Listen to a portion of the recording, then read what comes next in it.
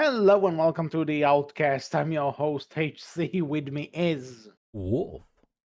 and the reason why I'm laughing like this is because I'm nervous that a curse is going to strike down this podcast because we've been trying to do this for like a while, Since and season 3 finished up of the show, to give a little bit of perspective.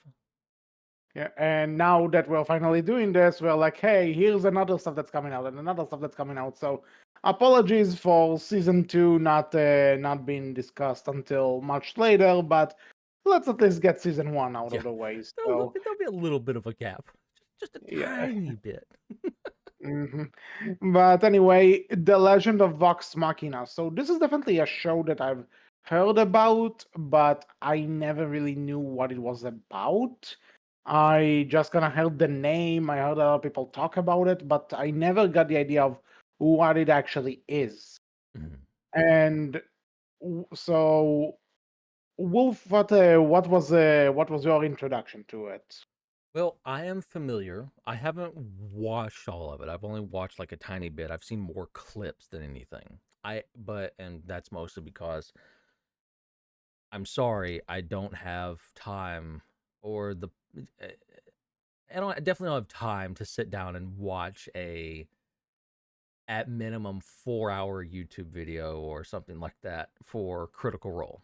So that Mhm. is my introduction to the Legend of Vox Machina. I'm familiar with the Vox Machina campaign, the live play D&D show by Critical Role, and all of that. And so Yeah. that's how I Which was familiar with this. this is something that I want to say. I haven't heard about the critical walls side of things until after I finished the season, and then I found out that it's actually the voice actors in the show Yeah, just playing D&D together. And you know something? That's pretty cool. yeah. Like I that it mean, started from something that they did for fun, and then that's like, you know what? This is actually really fun. Let's actually continue doing something with well, this. this And this is also a bit of a success story too, right? Because this was originally going to be something much, much, much smaller because this was a Kickstarted show, right? Like they went to Kickstarter, Well, let's from raise a what I bunch of understood, money. even before that, there was the whole thing that it was just, I think it was Liam O'Brien, who's also the voice of Vex, Hmm. and that who was basically just like, hey, you know what? I want to do a D&D game just for fun on my birthday. So we invited some of his voiceover friends to do it, and some of them even didn't even play D&D. So they decided, you know what? Let's make it a one-time thing, and then it just developed because they loved what they had. They loved their chemistry together, Yeah. and then they decided to do a Kickstarter. I think it was like 75,000 that they needed, and they got like $11 million, which is like, Yes. holy shit. One of the big successes of Kickstarter. Now, Yeah. obviously, still not enough to make a full feature show, though. And eventually, this was picked up by Apparently, Amazon. from what I've heard, like the 11 million was gonna cover them for like 10 episodes, but then Amazon came in, and that's when it was changed to 12 episodes a season. And probably a much bigger budget. Let's be Yeah, honest. but though to be honest, if we're already into this, for the record, like the show, okay, I liked what I saw, but the animation wasn't all that impressive to me. You can tell it was a bit lower budget. For the first season, I definitely think it gets better as it goes on, personally. I'm But I do sure. agree I'm with you. sure. Like, you can tell a little bit of like there's a little bit of wonkiness and a few like it's a slightly lower It's not budget here or there. really. It's not really wonkiness, but more that you can tell. There weren't as many in betweeners as other Hmm. shows in that style do. That's fair. And Uh, again, not that it's bad. Not that it's bad by any no, means. Just, I guess when you have stuff like, because you had stuff like Legend of Korra or Castlevania that is very similar in art style. And is it the same mm. studio? I'm Oh, not. what's the studio behind this one? I forget. I'm gonna have to look it up real quick. I don't think it is, or maybe it's the same one that does it. Let's see, Titmouse, Titmouse, or whatever. Oh, maybe that's how it's pronounced. I have no idea, but Yeah, it's Titmouse. yeah. So I'm trying to see what they They've did here. done They Big Mouth, Venture Bros, and Star Trek Lower Decks. Okay, so it's oh, they also did the Captain Underpants show. Huh, interesting. So basically, oh, they did the Animaniacs reboot too, and the Looney Tunes cartoons. Okay, they did plenty stuff. Yeah, they have some range. And mhm. Oh, they also did the Tales of the TMNT, which we covered a Hmm. few months ago. So basically, they have a very impressive resume. The thing is that it I you can tell that was just not the budget for the first season. Well, they did Inside Job too. They've Oh, worked just on. Oh, they did do. Uh, huh. I did not know this. Well, I'm learning some things. So Titmouse worked a little bit on some additional design for 3 episodes on Invincible. Apparently, they did that in combination with Rooster Teeth, who also worked on a couple episodes of Invincible. I did not uh-huh. know that. Huh. Yeah, which is interesting because I was about to say. So you see, when you compare their work on Invincible for whatever those 3 episodes were, you could kind of tell that it's not the same budget they would usually have. No, no, no, no. And again, not that it's bad, just something that I noticed. Which I do understand this is a completely unproven show, right? Like Invincible Yeah. had like yeah, this you do have Critical Role, but this is an adaptation of a live D&D show, something that's Also, shit, dude. What they're about to be, what they're gonna do animation for the Among Us TV show, apparently. I that's going to be a wild one, right? What I don't. What is it even going to be? I mean, obviously we're talking about a show that spawned from a D&D session by a few voice actors, so maybe this could work, but like, I huh. mean, we've had weirder things come out and work at this point, right? So like Yeah, definitely. at this point, yeah, I'm here for it. Let's go. Maybe it's a Yeah. success, maybe it's not, but let's try it. Why not? Check with us in 3 years whenever that's out, and we'll get to it. Yeah, because I just that's still TBA. So Yeah. So anyway, back to the thing itself. So I have no experience with critical play, critical role as the group. I'm Besides I'm sure only you now do knowing have the day. experience with the VAs though. Like Oh, of course. I mean, There, everyone knows there's Laura no. Bailey. I was about to say there's not a person on earth who watched played anything where Laura Bailey wasn't a part of. It's true. That woman is everywhere, deservedly so. Deservedly so, definitely. And also, for the record, the only woman who voiced both Gwen Stacy and Mary Jane Watson in not in the same Spider-Man incarnations, but still something. You also have Matthew Mercer, another VA who's been literally everywhere. You definitely would Mhm. have heard of him at some point, I'm sure, if Yeah, you've ever played or yeah. watched anything. If you're a fan Ashley of Johnson, The Last of Ashley Us, John, yeah, Ashley Johnson. Also, if you're a fan of The Last of Us, Laura Bailey is in here too. Wink, wink, nudge, nudge. I don't know Taliesin Jaffe and Liam O'Brien from as many things personally. Liam, I am so sorry that I have to say this, but whenever people say Liam O'Brien, the only role of him that I can think of is Infinite from Sonic Forces, because that is total because he sounds okay in this role. It's just that how many voice actors can make the a character motivation out of I am not weak.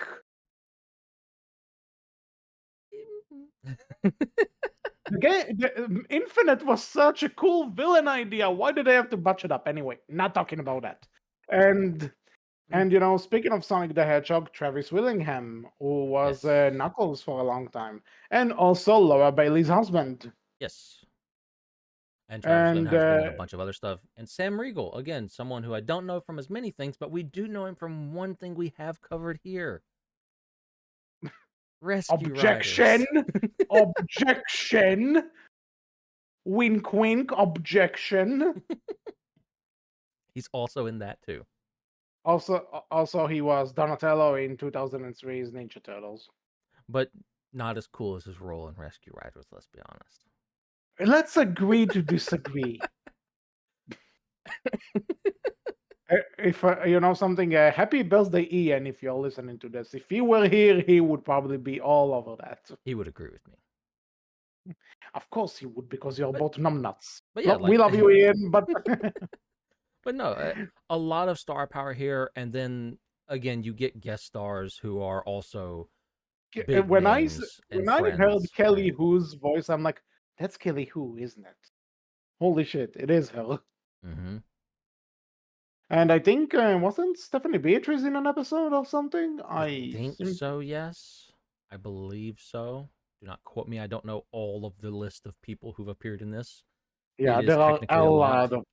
there are a lot of voice actors in here for the record. So yeah, but overall, let's actually, if actually talking about the show itself, season one anyway. Yes. Um, I liked what I saw.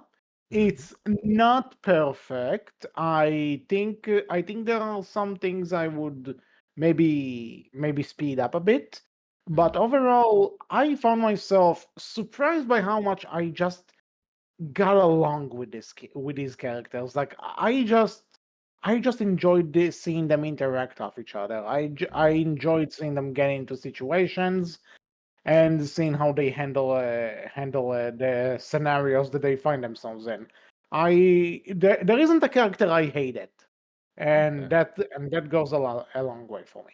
No, I agree completely. Like, it's really interesting as well to know a little bit about the live play campaign, right? And see how they've changed things up and adapted that and just made it fit extremely well for TV, right? For a Yeah, seasoned show and everything. Two of as the yeah, my and personal nitpicks with it were I do think it has that first season Amazon show problem where, hey, we're gonna go really hard on the gore. Amazon, a lot of their yeah. first season shows tend to have a bit of that problem, and it's like you And don't it need to do seems that. to be, and you know, it's also weird to see that, you know, whenever there's an adult cartoon now that's kind of just really goes hard on the gore or nudity and curses, like, you know, it just not to say that Netflix doesn't have those or Yeah, something, but you know, it just seems to be Amazon, right? Vox Machina, Invincible, Has Been Hotel. It seems to be the place for it at this point. Husband Hotel felt a little bit more cartoonish with it at the very least, Yeah, I but actually know that Lower Decks too. Star Trek Lower Decks, true. from what I've seen of that show, that also, like at the very least, the language. There is some gore here and there, but not to this degree. Again, and it's not like, let me be clear, right? It's not me being prudish or anything like that. Well, prudish is not the Mhm. right word, but you get the idea. It's not me being anything like that or not liking it. It's just it goes too hard and it feels like it's doing it because it has something to prove.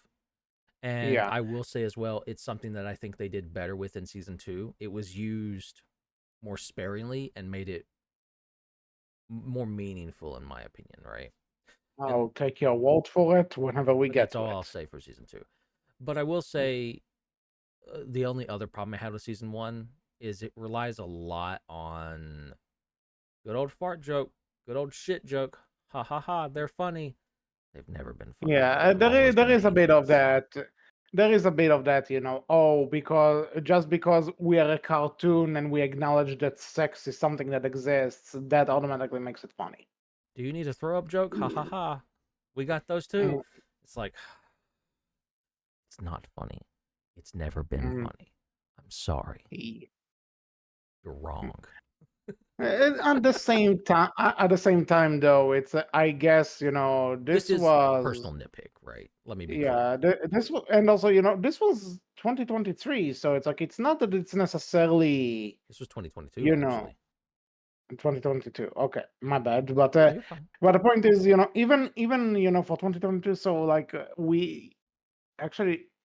I don't recall if we had Invincible by that point. I think we did. I think we did. Yeah, we did. Invincible was 2021. Yeah, Yeah. Okay. so it's not like it was like the first of its kind, and I can No. can kind of give it a bit of slack for it because it's the first time a cartoon went that far. It's like you don't really have to. You don't need to try hard to prove yourself. Just do it. It doesn't need to be all the time. I do get why shows do it. I understand it. I wish you wouldn't, but I get it. So it's not that big a deal. It is fine. And again, let me be clear, right? It is just a personal nitpick from me. It doesn't like hurt the show by any means, and some people really love it and enjoy it, right? By all means, continue to do Mhm. so. It just Yeah, doesn't and appeal again, to me as much. it doesn't detract from the show, but at some point it is kind of when something goes too hard and like it tries to put an emphasis on it, like we are, we are because this is the way to be adult. No, you don't need a character bleeding every so often just to say, "Hey, we are adult." You like space it out. That's the thing. Yeah, no, fair. So I guess might as well just let's go into spoilers because there's something I want to say about it. Yeah, let's jump right in. So spoilers for season one, in case you don't want to hear those and you're a newbie like me. But overall, we do recommend it. Definitely check it out. I'd say it's worth a watch. Definitely. Mm-hmm. With that said, spoilers in three, two, one. So how many characters just die and then we bring them back to life? Hey, welcome to D&D. Yeah, I guess so. You know what? Jokes on me for not really playing D&D, and nothing against it. I just never found the right group to join, or that there are any groups in That's fair. in my area. That's So, fair. As you'll probably you'll hear a lot in D&D circles, no D&D is better than bad D&D. okay. That is just those who know. So what you're saying is that if you're not drunk, it's not gonna be fun. Fair, noted. Eh, sure. Okay, so until the day I might actually be involved in a D&D campaign, I'll keep you posted, I suppose. Um, and I get it. This is the actual campaigns that the voice actors went through, and they're Mhm. putting this onto the page.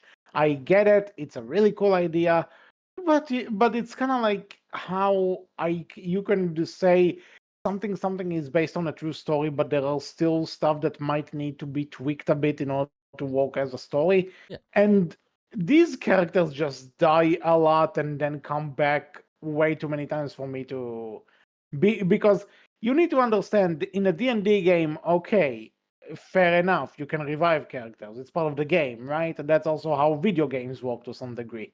But in a show, when so many characters die and then they find ways to revive them either by spells or potions or whatever, then that doesn't really have that much of a high stake. You will I think see as the show goes on, right? Like they start using that more sparingly, as well as the fact that from what I understand, right, you'll see it flip somewhat to make it more what's the word? Like meaningful, I guess you could say later on, Okay. like as things go on, from what I understand, what I know, right? But like I do get you, but there is like a reason ish for it, right? Again, even if there's a reason-ish for it, it's just that to me, it's if you if a character survives dying, then there isn't much stakes in the entire adventure, and so to me as a viewer, I'm not as engaged because if they just brushed aside death, what danger are these people in? I will say I don't think our main cast dies that often at the start here, right? Well, I'm not saying that it's just a main cast, but there are so many like near the end. There's I need to I'm getting the names down, right? So excuse me Oh, for not remembering. it's fine. but there is God, what's her name? She's actually my favorite. Kaylet. She's kind of dead near the end, and then they manage to bring her back. True. And then there's a point where you have Percy's sister. She's dead. Is brought back. Well, I'll say this, right? Like, death is meaningful in other ways, right? Like they basically give you this world of, okay, you can be brought back fairly easily if you die in certain ways, but there are some ways that you can die where it is extremely impactful and important and is not necessarily a good or easy way to bring someone back, right? Hmm. Try not to spoil things Okay. for the future. Okay. So there are repercussions for this. So okay. Eventually, yes, Okay, 100%. so you see, this is something that I can say. Okay, that's actually interesting, because now you tell me that there is a risk to it. I think it's a So good build up to set this idea of like, okay, death doesn't mean much, and then later on they'll show you, oh no, wait, it does. It just depends gotcha, on like the consequences come from other things, I guess you could say, right? That you'll see the characters have done this season, and in later seasons you'll be like, oh shit, that goes back to this, and that's consequences for that thing. All right, I understand now. If that makes gotcha. sense to you. Again, I'm trying not to Yeah. spoil future seasons. Fair enough. And it sounds like I do get what you're saying. So that's actually fair enough if that's the But case. But I'll I be able will to tell you say more once. I think it's a fair cop from you, right? Because if you only watch season one, I can understand why you would feel that way, right? Mhm. That being said, I will say though that one thing I really like, because usually in something like this you'll see the first season will probably be like the team coming together, but really enjoy the idea that they are already a team by the start of this, and Mm, you are starting with their interaction and the way they play off of each other at the start. Like we don't need the whole how this group met each other. We don't need this entire backstory. We just know that they're a team and they have their banter with each other and they work well together. And I just enjoy their back and forth. I okay. like that we get to know them as a group. We don't need the entire let's see how they got together. Though if it's ever something that comes up in the future, I'll be down to saying it. But Well, an interesting little tidbit for you, right? Like the first two episodes of season one are supposed to be a bit of a prologue to kind of yeah. build up the group and get you familiar with You can everyone. tell. You can tell. You can kind of tell. And it's like expanding on a small thing they did for their live D&D show, right? Hmm. For critical, I'm just gonna say I'm just Something gonna that I refer to it as did critical role. again, I did read a bit of it, and apparently one of the reasons, and I thought it was really clever that one of the reasons that Pike leaves the team and then goes off to like a temple to practice or something, and then she shows up as like a projection, is because Ashley Johnson couldn't attend some of the sessions they have, Yes, and in the future once she was through Skype, so they walk that in. That is really fucking funny, it and it's is. also really clever. It is. I I love the way I they did really that. enjoy that. Hmm. And like it was clever in the Critical Role show, and it's even more clever here how they do it. I think it's really good, really smart, and it Yeah. still allows her to be there when she needs to be there while not being there, right? Because weird things for the show. I think it's really fun and clever, and like God, Ashley Johnson, I love you, but you're doing a D&D campaign while doing like all of the other work on all of the other shows. And I'm not sure when was the thing, but she was also probably doing at least probably Last of Us Part 2. She was busy I doing think it that. So was during this campaign. I think she was doing like, oh, what it's like that. It's something 100 show. I forget the name of it. I think I know what you're talking about, but I don't have the The last name on 100, I want to think it's called. I think that was what she the. was doing at the time, Mhm. or the 100 maybe. Yeah, I think it's the Either 100. way, It was around the time I think is what she was on. for Yeah. that. Either way, she was really busy doing a lot, and if you look at all the stuff that she's doing, she's like really busy. I could be entirely wrong though, so don't quote me on that. But yeah, Ashley Johnson has been in a lot of stuff. Hell, you might know that she was in the background of one of the Marvel movies. You saw her as an extra. Yeah, she gets an extra in the first Avengers movie, and then she goes, "Captain America saved my life," and there you go. That's Yep. it. Girl gets around. She's done a lot. Yeah, no, she's done a lot, and whatever she is, she's awesome. Hmm. Agreed. I mean, all of them are really. But yeah. So so with that being said, I will say though that I I enjoy the dynamic between them, but it also kind of feels like some relationships aren't necessarily fully fleshed out. Like when it comes to the point near the end where Vax tells Kaylee like, "Hey, I actually really like you," and everything, and it's like, when was that ever shown to us? Where did that come from? Because if anything, I thought Vax was gonna be a thing with that shopkeeper that we see. Uh, I think that's one of those that was a thing, like in their past, quote unquote, right?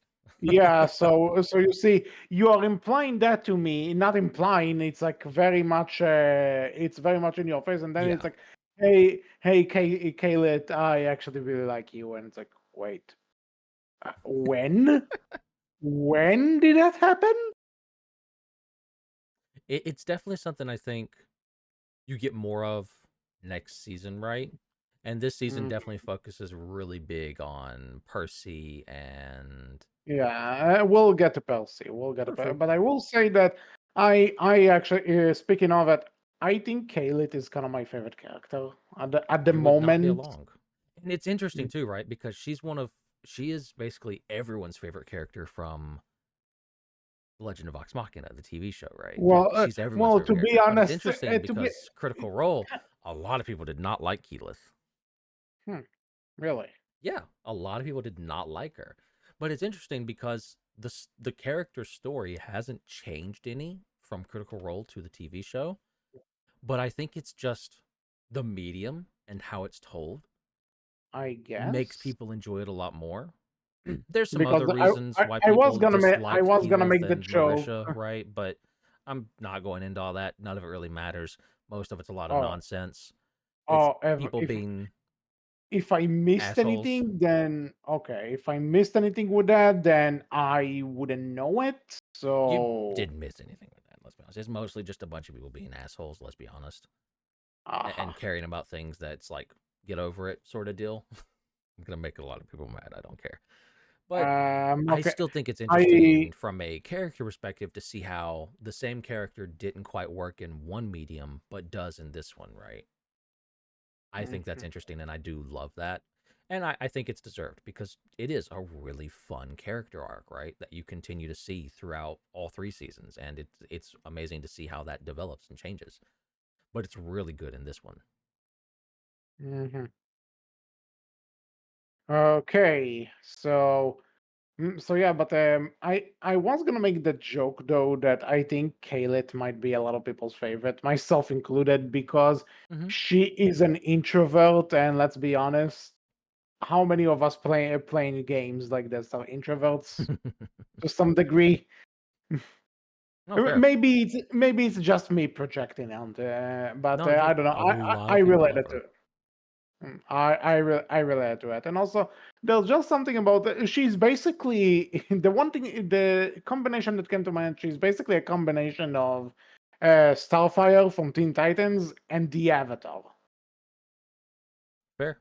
I think that's a good comparison, actually. Like, so what is there to hate? It's like you got a pretty badass character for this. So that she would be my favorite. Other than that, we also I enjoy Grog. He is, we've seen this type before. It's obviously like the Drax from Guardians of the Galaxy, if I have to compare him to anything. Hmm. But he's all right. I enjoy them. He's He's funny. fun. He's fun. He's funny. it's not a joke that they overplay too often, right? And he does have his moments as well. Because not only, you can say, oh, he's the strong brute, haha, stupid but strong, but you can tell that he's also legit cares about these people, and he would jump into danger just to defend them. Like, he has a heart, Mhm. and that's really cool. Also, did I mention that that Laura Bailey and Travis Willingham are married? Where's the fan fiction, people? I need to read that, but that's a whole. I'm pretty sure they made fun of it too, like knowing that it was a D&D thing by voice actors. They probably know. Oh yeah, but the big ship in this one is a little bit different. You know what? Hit me. Which one is it? Oh, do you want spoilers? Hit me. It's a ship. I mean, Just say sure. who. It's Laura Bailey's character Vex and Percy. Honestly, not surprised whatsoever. Fair. I think you can definitely get a little bit of hints of it in season 1, right? Yeah, there are hints for that. There was a point where I was actually thinking, wait, are they a thing, or like there is a point where it's like, are they just really close friends, or are you trying to imply something? Hmm. I'll So say you get introduced to some stuff later on that's like, okay, no, definitely, right? And then they okay. just build and build on it for the Mhm. next 2 seasons. Yeah, but speaking of Percy, I will say that, like you said, that the first two episodes are kind of just setting things up to some degree, and then the rest of the show is kind of the rest of the season. It's kind of its own a different thing. At first, I thought it was a bit weird, but when I got what they're trying to do, I'm like, you know what? I really like this, and I really Hmm. enjoy the story with Percy.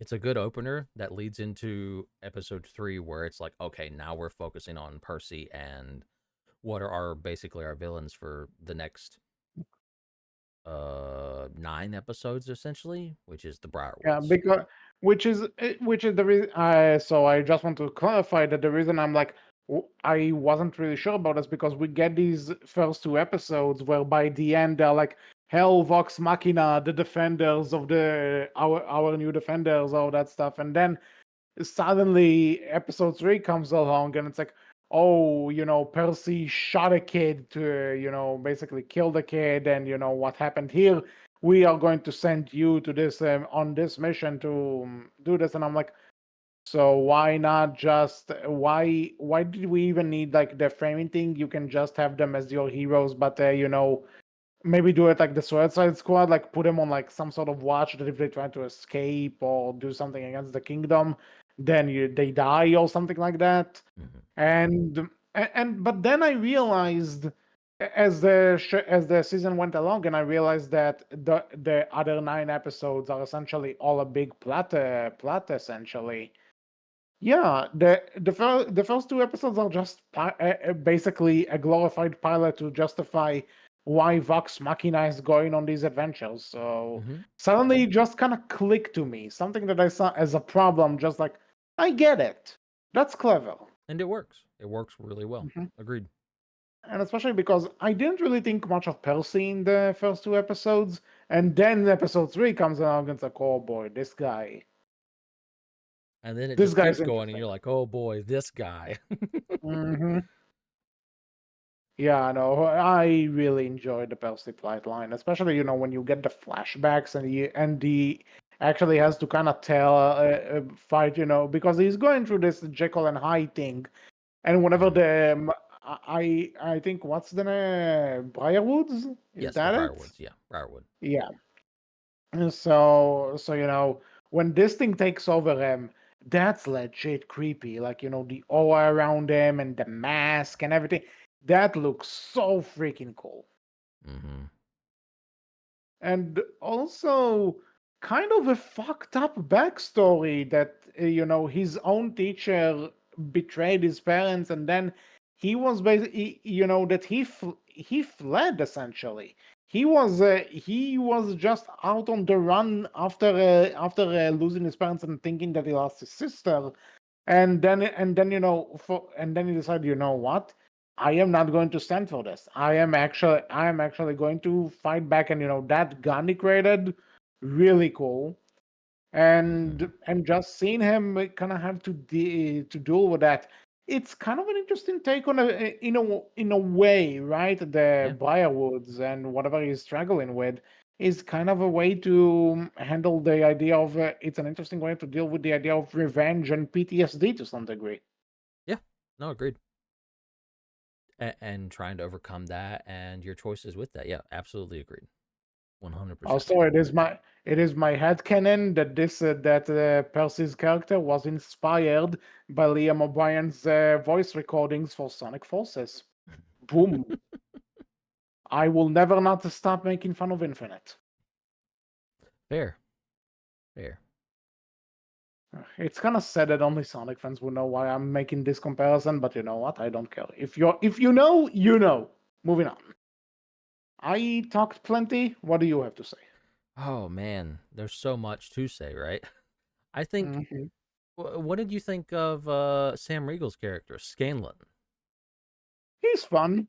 I enjoyed him. I think Like I thought. he definitely had one of my more favorite moments in the show where we get to see him like step up, right? And Mhm. still funny in that moment. It's episode 7, right? I think, and he's Yeah, where versing the one fellow. I forget his name, unfortunately. It's been a bit for me. I apologize. it's okay. But yeah, I get when they're on the roof, with the fire and everything, and he tells them, "Wait, wait, wait," and then he flips them off Yeah. just to, just for good measure, and then I just like that the platforms he keeps making up are essentially a giant hand giving the finger. Yep. It's so To great, be right? honest, if I could have done that, I would have done it to so many people. Listen, being able to conjure a giant hand just to flick someone off, I get it. I feel Mhm. that. It's a mood. Some people deserve Mhm. it. Yep. And also, but I will say that I enjoy the idea that his attacks are essentially him singing heavy metal. Hmm. As there's a point near the end where he's like, "Oh, in order to lift this platform for long and long, I need more power." So he actually conjures, this guitar, this. I'm not sure what it's called. I'm not a musician, Mm. but that it allows him to play, louder riffs on the guitar. That is really funny. Yep. And awesome. I really enjoyed that. Yep. So he's one of those. I like him. I enjoy his comedy. He's just not my personal favorite, but I really like him. It's a character that's so easy to make annoying, but I managed to avoid Yes. that. Yes, I would agree with that. It's very easy to make a character like Scanlan for a show like this annoying and like, okay, we've heard this joke before, we've seen this bit before, it's old, it's done, do something different with this character. But no, that like they made him funny, but also still managed to like give him serious moments while still being funny as well, and it never felt overbearing or too much or like annoying after a certain point. Mhm. So who didn't we talk about? Um, we talked a little bit about Grog. Definitely fun. Didn't stayed in the I background think for the this only season. I think the only ones we didn't really talk about are ironically the two people that it's called Vox Machina after. Hmm. What do you They're have to all say? right. Like, they're definitely leader characters, but I enjoy there is a sibling chemistry to them, which is nice. Yeah, Laura and Liam definitely have a really good way of showing off that sibling rivalry and that sibling connection, right? Even though they're not. Yeah. I've personally seen like in the Critical Role fandom, right? Like you'll see a bunch of people talk about how even as people in real life when they're watching them on the Critical Role show, right? They have Yeah. this sibling feeling The to them. Yeah, sometimes there are friends that you really feel are like, they are like a sibling. So, Hmm.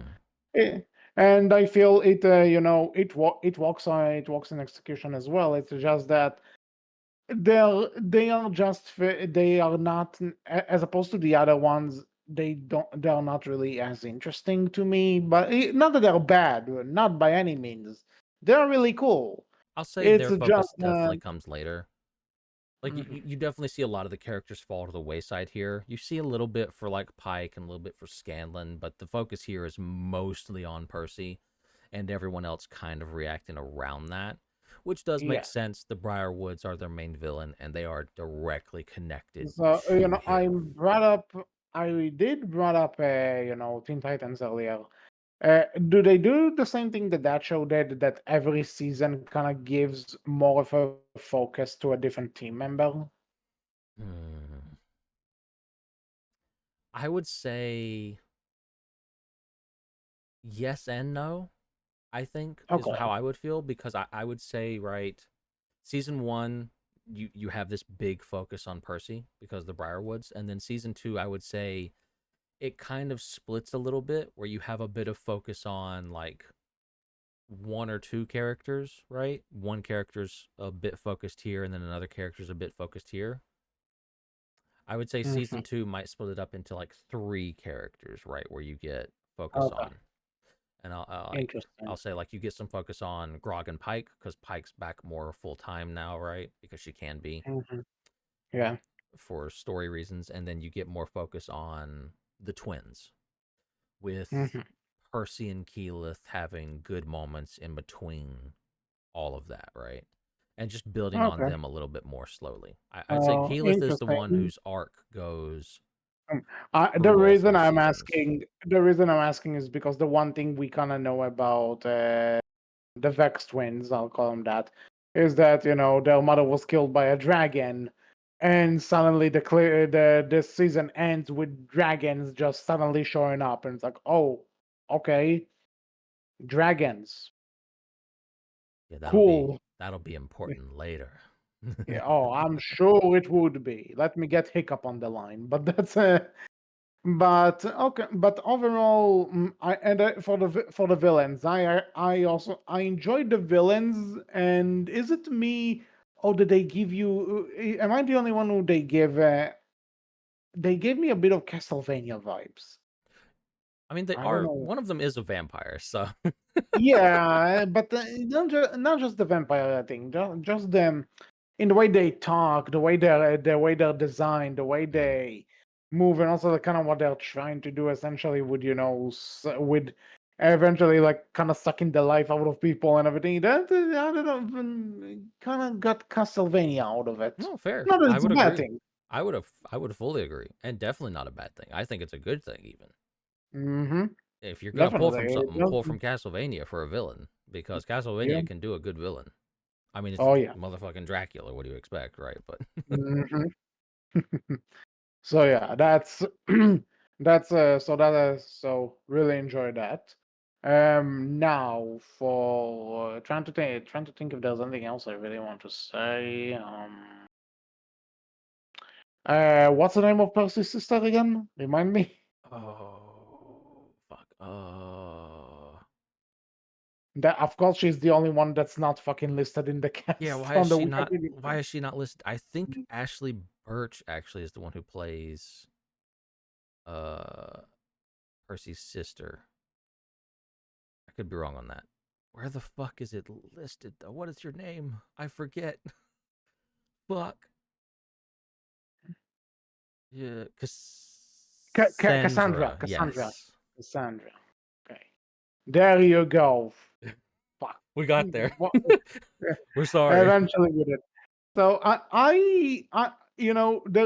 I enjoyed what they did with her, and I kind of like that when eventually they take over her mind. I kind of like that to some degree. There is a very logical reason to why she wouldn't be on Percy's side to begin with, because he did kind of abandon her. Hmm. So it does make sense that that you'll see them as her parents, as opposed to seeing Percy as her family. But I like how they kind of play coy with that. That maybe she's not controlled. Maybe that's literally what she feels after he ran away. And then it's like, okay, no, she is controlled, but I kind of like that there's a justification to either way, to either A or B about it. No, fair. I think they play it well, right? They play it close to the vest, and they keep it they keep it secret enough, right? Especially Yep. for those who've probably not seen the show, right? If you've seen the Critical Role show, you'll know more going into it, and they still play it well, I think, even if you know. But I didn't, so I appreciated that I could that I didn't necessarily know until they confirmed it. No, fair. Uh, what did you think of our like little side villains? Like, you mentioned Percy's teacher, right? The professor. I forget his full name, but and then Am you I the had only one who thought it? Am I the only one who thought it was Mark Hamill voicing him? I know it's not, but there was something about there was something about the way he's talking that it's like, that sounds like Mark Hamill. But no, I know it's not. But I really again just I kind of enjoy those completely fucked up backstories that everything seems okay in the mind of a child, right? But then you go into the actual nitty gritty and you find out that, wow, this teacher actually kind of had a point. Percy's parents were kind of not not making all the right decisions, right? And then you get to the climax with them, and that's another thing I love about Percy's gun, that he specifically have the people that he's saving bullets for on the gun, and once he kills them, their name disappears from the gun. That's really cool. Mhm. And then you So you have this whole like, okay, there's this shadow creature demon thing as well involved in all this, some magic going on here. And like you get this sense and this feeling that's like, okay, what's happening to these people when he kills them is probably definitely not a very good thing at all, right? nope, not whatsoever. But I do agree with you, right? Like it's cool to learn that, yeah, Percy's parents may not have been perfect, right? But you know, They didn't necessarily deserve what they got, no, but but it's also you a have comparing them to the Briarwoods, it's like a ray of sunshine, basically. It's like, I would yeah. rather have them than this. Yeah, let's go with that. Better that than this. Most definitely. So anyway, I'm trying to think if there's anything else I have to say because I think we kind of covered everything, unless there's something I'm missing. Um, no, I think we did really, really good in covering all this. Like it's again, it's a good like. There's definitely a ton of stuff we haven't talked about here. I will admit, I'm kind of It's been a little while since I've seen the first season. I didn't get to refresh it fully like I wanted to. I We've watched had it so for many other this, things come out. God, and then there's also other things that just happened either in real life or other stuff that I just wanted to check out.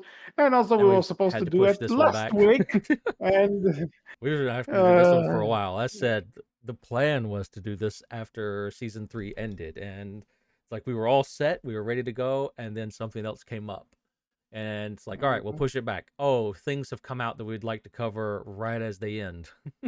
don't do podcasts about recent events, people.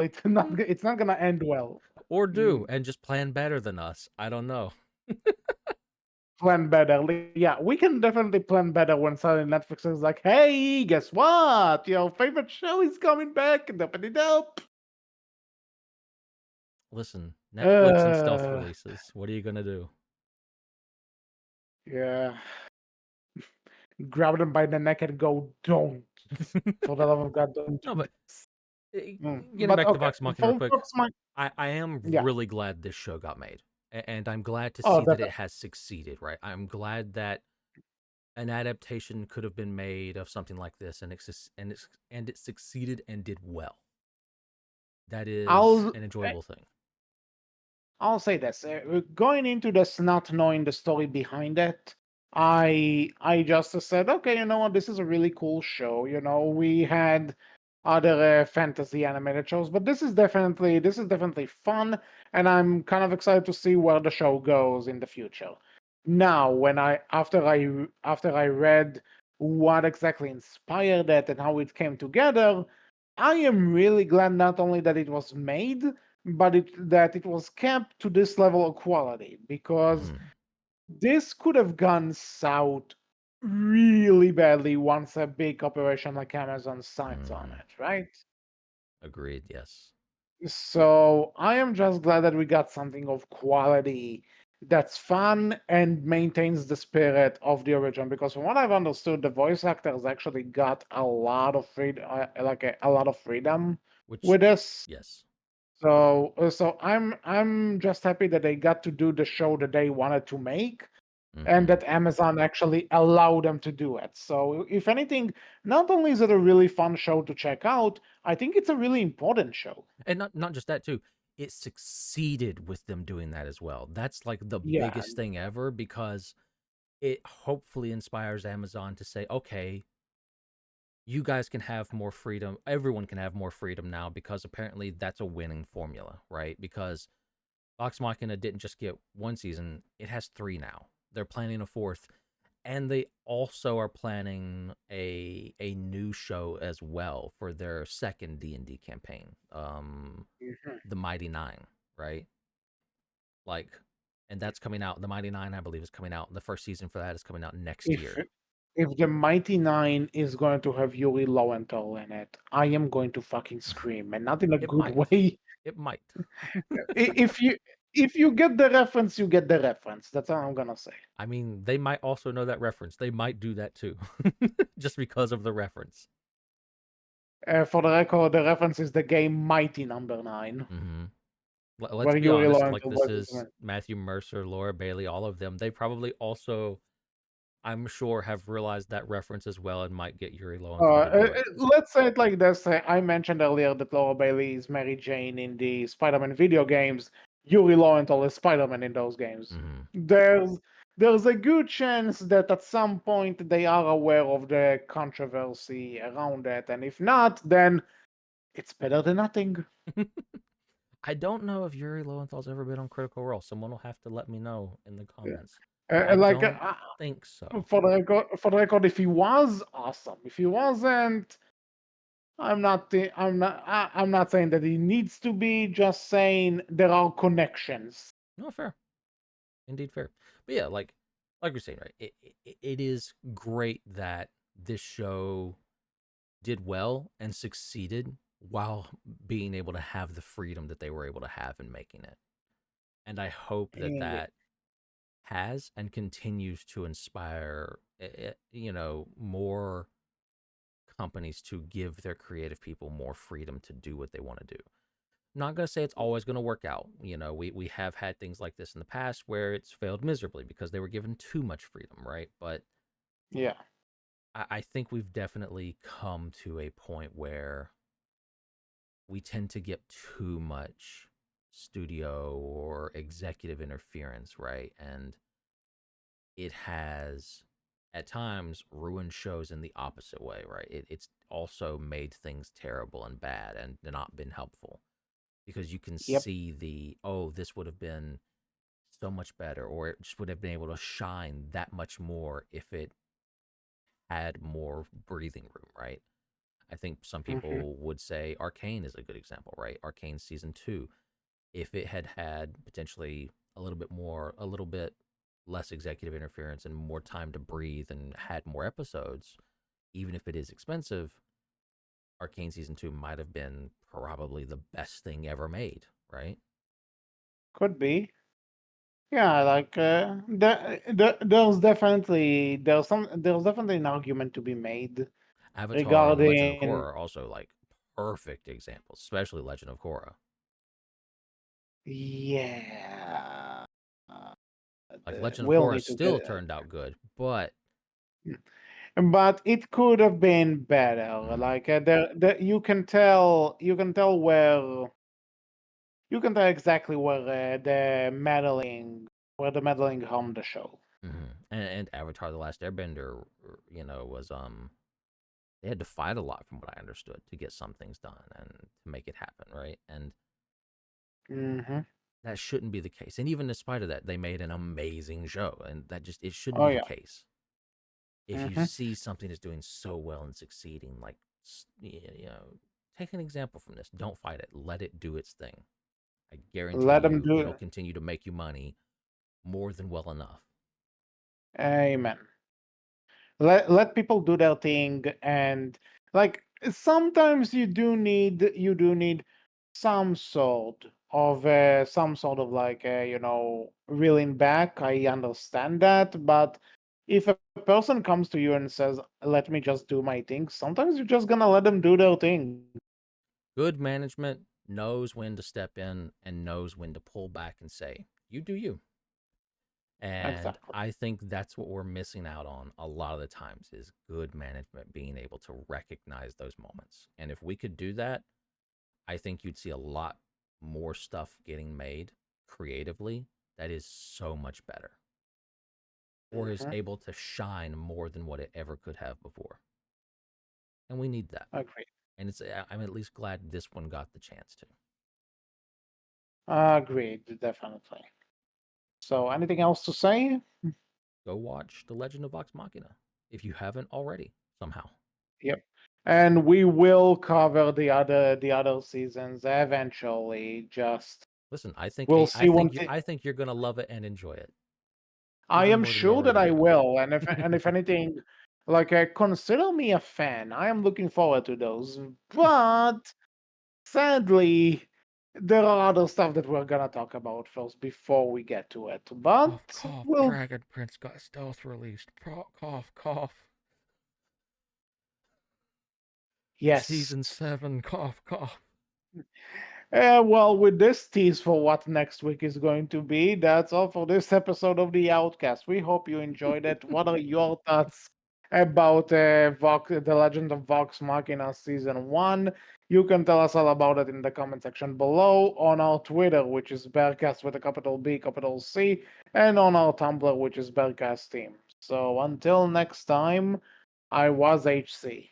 I was Wolf. And we will see you all with Dragon Prince Season 7 in the next episode. Take care. Bye And don't bye. stealth release.